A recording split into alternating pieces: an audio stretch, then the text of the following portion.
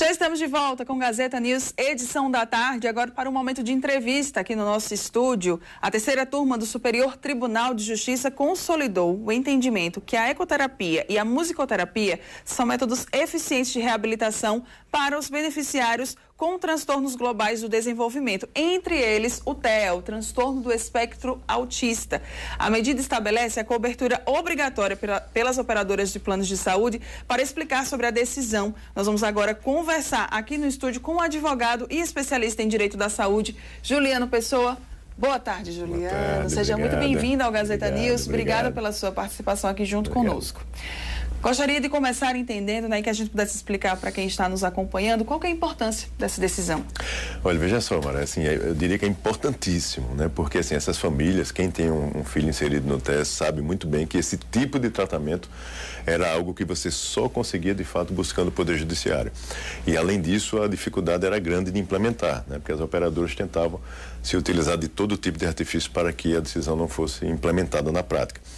Mas, por outro lado, quando o Poder Judiciário traz esse tipo de precedente, né, de uma turma, de forma unânime, do STJ, ou seja, do Tribunal Superior do país, a gente tem um alento grande a partir de então para essas famílias, né, para essas crianças e esses pais, no sentido de que acredita-se, pelo menos, que a partir de agora as operadoras terão a tendência, pelo menos, de passar a cobrir de maneira mais facilitada, vamos dizer assim, fazendo com que essas pessoas não tenham obrigatoriamente que buscar o Poder Judiciário para acessar esse tipo de tratamento que, segundo os especialistas relatam, o benefício é fantástico para essas crianças. Como é que agora, né, vai se dar, como é que essa decisão ela vai afetar a regulamentação, né, desses planos de saúde e também a relação com os beneficiários?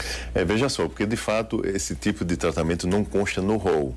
Né? E essa era a grande tese. Que é oferecido, exatamente. Né? Essa era a grande tese que as operadoras defendiam, né? Porque não consta no rol, não tem obrigação de cobrir. Só que vale ressaltar aqui para quem nos assiste, desde 2022 nós temos uma legislação no país que diz que o rol é referência básica, não é toda a totalidade de cobertura que tem que ter ali. Então aquilo serve de referência, mas caso haja fundamentação e necessidade de saúde que o médico assistente constate, ele pode prescrever e não há nada que impeça essa cobertura.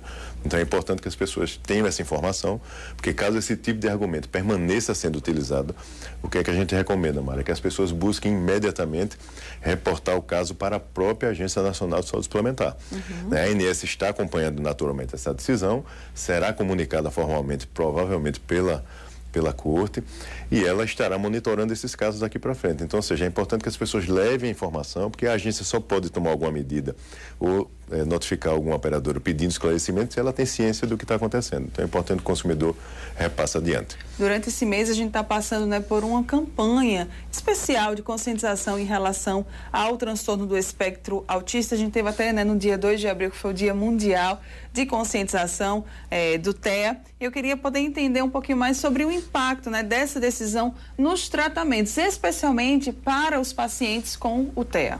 Ótimo, é ótimo você fazer essa pergunta para a gente esclarecer aqui, inclusive, que a gente tratou de musicoterapia e ecoterapia, né, que de fato não consta no rol, mas nós temos determinação, por meio de resolução da ANS, Mara, de que não deve haver qualquer tipo de limitação em relação às terapias tradicionais, vamos chamar assim, que engloba aí o tratamento dessas crianças. E aí a gente pode falar terapeuta ocupacional, fisioterapeuta, e por aí vai, psicólogo, fonoaudiólogo. Então, esses 4 profissionais, não existe número de terapias a ser autorizada.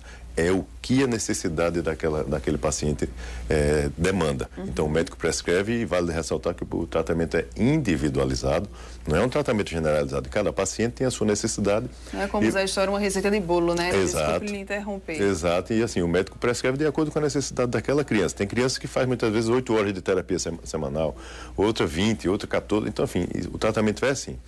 E é importantíssimo que caso, mais uma vez eu ressalto sempre essa ferramenta da ANS, porque assim, é importantíssimo que as pessoas utilizem, tenham o hábito de recorrer à agência, por mais que se pense que não funciona, funciona muito na prática.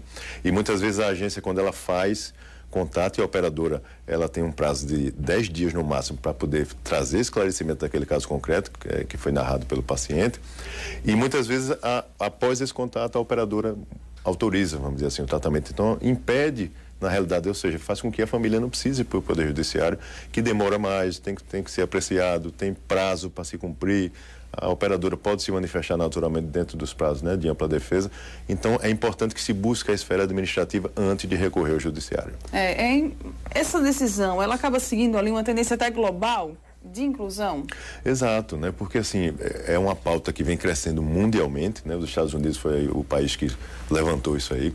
Há uns anos já começa a se ter um número crescente, né, a cada ano de diagnósticos, ou seja, os profissionais são muito mais habilitados, muito mais treinados tecnicamente no sentido de perceber já ali de início. A pauta está aí dentro da sociedade, a imprensa vem abordando muito esse assunto nacionalmente, aqui no nosso estado da mesma forma.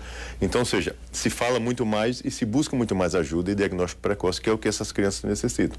Quanto mais precocemente ele for abordado, melhores serão os resultados desse tratamento e o alcance, né, de um desenvolvimento máximo dentro daquele caso. Então é importantíssimo que a gente, de fato, leve informação para essas pessoas, para essas famílias, e eles busquem ajuda sempre que necessário. Agora vamos falar sobre os desafios, né, que aí devem ser aguardados em relação à implementação dessa decisão. Você acredita, Juliano, que as operadoras de saúde, elas podem ali, né, criar algum empecilho, algum obstáculo? Olha, veja só, infelizmente, às vezes a gente ainda se depara com esse tipo de situação. Nós torcemos que não, né, mas é preciso esperar como é que as operadoras irão se comportar na prática, né? Então a gente analisa caso a caso, como se fala. Mas é importante, sim, que caso exista algum obstáculo, alguma resistência, as famílias busquem imediatamente ajuda, porque nós temos um precedente importantíssimo que deve, agora mais do que nunca, Mara, nortear as demais decisões regionais, ou seja, os tribunais regionais nos estados deverão seguir esse entendimento da turma, né, majoritário, unânime, e que foi consolidado agora dentro do tribunal. Então, ou seja, já se tem um indicativo de qual é a decisão da Suprema Corte. Então, é importante que as operadoras busquem atuar de forma responsável, cumprindo a sua responsabilidade social também, e atenda essas crianças que tanto necessitam de tratamento. Não é um desejo, não é um capricho, é uma necessidade de fato. Exatamente, é uma necessidade. E como é que as famílias, doutor Juliano, podem assegurar, né, que esse direito seja de fato implementado nos tratamentos, né, dessas crianças? Como é que se pode fazer isso? Se houver alguma resistência, né, por parte das operadoras de plano de saúde, deve-se realmente buscar a justiça, buscar ajuda? Eu diria que é importante ela buscar primeiro orientação profissional, né, para saber como é que ela deve tomar as medidas. Mas assim, um detalhe importante, Mara, que serve para qualquer pessoa, independente se está orientado ou não: se documentar. Então, caso vá fazer contato com a operadora, de preferência, mande por e-mail, né? Porque e-mail é documento, se virar de prova numa demanda judicial futura, por exemplo. Se for por telefone, peça o número do protocolo daquela ligação. Toda operadora tem dever de repassar essas informações. Anote esse protocolo. Tudo isso servirá como prova, caso seja necessário propor uma demanda judicial. E, ao mesmo tempo, como eu falei, entre em contato com a ANS diretamente, ou pelo site, que é extremamente fácil, intuitivo, ou ainda por meio do 0800, que também está lá no site. Só é botar no Google 0800 da ANS, que já aparece na primeira página. Liga, a agência vai atender, dá todas as orientações e passo a passo para aquele paciente abrir uma reclamação. E ainda tem a possibilidade de buscar os órgãos de proteção e defesa do consumidor. Se toda essa movimentação administrativa não solucionar o caso, não resolver, busca um profissional da área jurídica habilitado, acostumado a lidar com esse tipo de demanda, para poder tomar as medidas cabíveis. Muito bem, obrigada pelos seus esclarecimentos. Nós conversamos com o advogado Juliano Pessoa para nos trazer, né, informações acerca dessa decisão em relação, né, a essas demandas do transtorno do espectro autista. Muito obrigada. Obrigado, muito obrigado. Muito obrigada. Boa tarde. Agora nós vamos voltar direto com o Marcos Rodrigues, ele que está lá, né, na Assembleia Legislativa.